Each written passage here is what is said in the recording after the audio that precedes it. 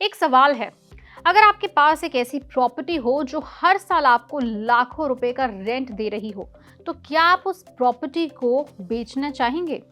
शायद नहीं। तो फिर सरकार ऐसा क्यों कर रही है?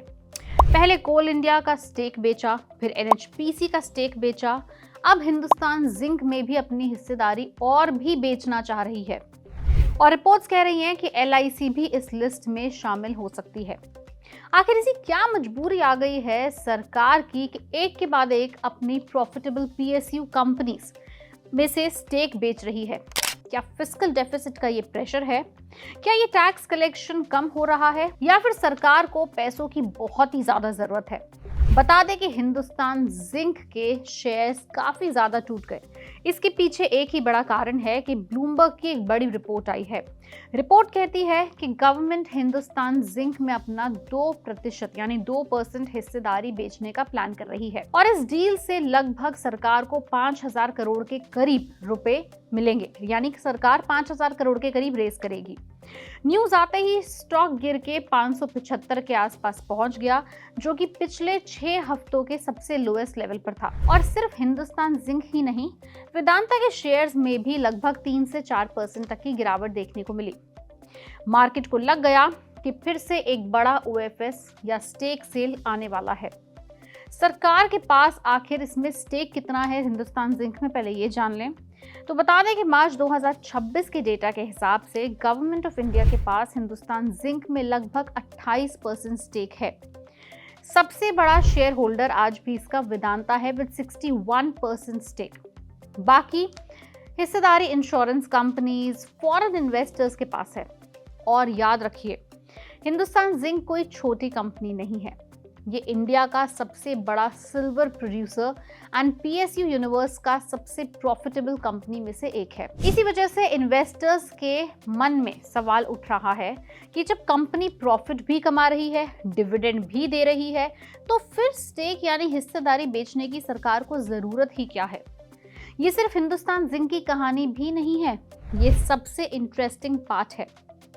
अगर सिर्फ हिंदुस्तान जिंक होता तो शायद कोई बड़ी बात ही ना होती, लेकिन पैटर्न अगर आप समझना चाहें तो कुछ दिन पहले सरकार ने कोल इंडिया में 2% स्टेक बेचा। उससे लगभग सरकार को $531 मिलियन मिले। फिर एनएचपीसी में स्टेक बेचकर $450 मिलियन रेस किए, और अब हिंदुस्तान जिंक की बारी है।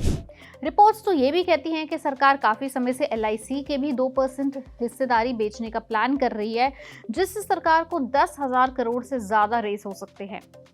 अब सवाल उठता है कि आखिर इतनी जल्दी स्टेक सेलिंग हो ही क्यों रही है? क्या गवर्नमेंट को कैश की बहुत जरूरत है? तो सबसे पहला और सिंपल इसका जवाब है पैसा।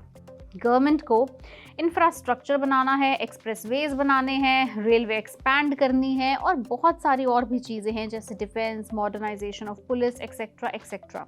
और इन सब के लिए पैसा चाहिए। अब गवर्नमेंट को पैसे 2 ऑप्शन से मिल सकते हैं, या तो वो ज्यादा टैक्स वसूले आपके और मेरे जैसे कॉमन मैन से, या फिर ज्यादा लोन ले। लेकिन एक तीसरा ऑप्शन भी यहाँ पे मौजूद है, अपने एसेट्स का कुछ हिस्सा बेचकर सरकार पैसा मार्केट से रेस करे। और फिलहाल लगता है कि सरकार ने ये तीसरा ऑप्शन ही एज अ स्ट्रैटेजी चुना है। एक और वजह हो सकती है वैसे, फिस्कल डेफिसिट। हर साल गवर्नमेंट एक टारगेट सेट करती है इनकम और एक्सपेंडिचर के बीच के गैप को कम करने के लिए। अगर एक्सपेंडिचर यानी खर्चा बहुत ज्यादा बढ़ जाए और रेवेन्यू यानी कि इनकम उतनी ज्यादा ना हो, तो फिस्कल डेफिसिट बढ़ता चला जाता है। स्टेक सेल से गवर्नमेंट को एक्स्ट्रा रेवेन्यू मिल जाता है, और ये जो डेफिसिट है यानी जो बीच का गैप है, उसे कंट्रोल करने में काफी मदद भी मिलती है। बता दें, पिछले 2 सालों में पीएसयू स्टॉक्स ने इन्वेस्टर्स को जबरदस्त रिटर्न भी दिए हैं। कई स्टॉक्स डबल और ट्रिपल वैल्यू तक पहुंच गए। हो सकता है गवर्नमेंट को लग रहा हो कि अब वैल्यूएशंस मार्केट में अट्रैक्टिव हैं और यही बेचने का सही वक्त है। सिंपल अगर आप लॉजिक समझेंगे, जब मार्केट अच्छा प्राइस दे रही हो तो थोड़ा प्रॉफिट बुक कर लो। लेकिन क्रिटिक्स इस पे कुछ और ही कहते हैं। क्रिटिक्स का कहना है कि गवर्नमेंट शॉर्ट टर्म पैसों के लिए लॉन्ग टर्म एसेट्स बेच रही है। कुछ एक्सपर्ट्स का ये भी मानना है कि प्रॉफिटेबल पीएसयूज गवर्नमेंट के लिए एक तरह का रेंटल इनकम पैदा करते हैं। ये कंपनीज हर साल डिविडेंड भी देती हैं और जब गवर्नमेंट स्टेक कम करती है तो फ्यूचर डिविडेंड इनकम भी सरकार को कम मिलनी शुरू हो जाती है। अब ऐसे में आपके और मेरे जैसे इन्वेस्टर्स अगर हैं हिंदुस्तान जिंक के तो उनको क्या करना चाहिए? बता दें कि शॉर्ट टर्म में ऐसे स्टेक सेल अनाउंसमेंट स्टॉक्स पर प्रेशर ला सकते हैं क्योंकि मार्केट को लगता है कि शेयर्स की सप्लाई बढ़ जाएगी। इसी वजह से हिंदुस्तान जिंक का स्टॉक भी थोड़ा टूटा। लेकिन लॉन्ग टर्म इन्वेस्टर्स को एक चीज जरूर देखनी चाहिए कि कंपनी का बिजनेस मॉडल कैसा है। क्या कंपनी प्रॉफिटेबल है?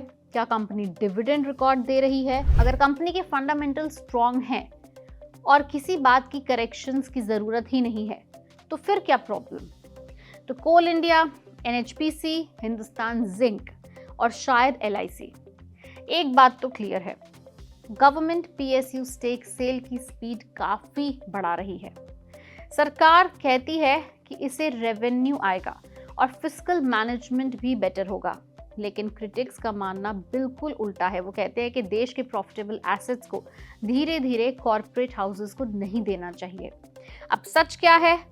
स्मार्ट मोनेटाइजेशन या फिर एक फाइनेंशियल प्रेशर? आपका क्या मानना है? हमें नीचे कमेंट सेक्शन में लिख के जरूर बताएं।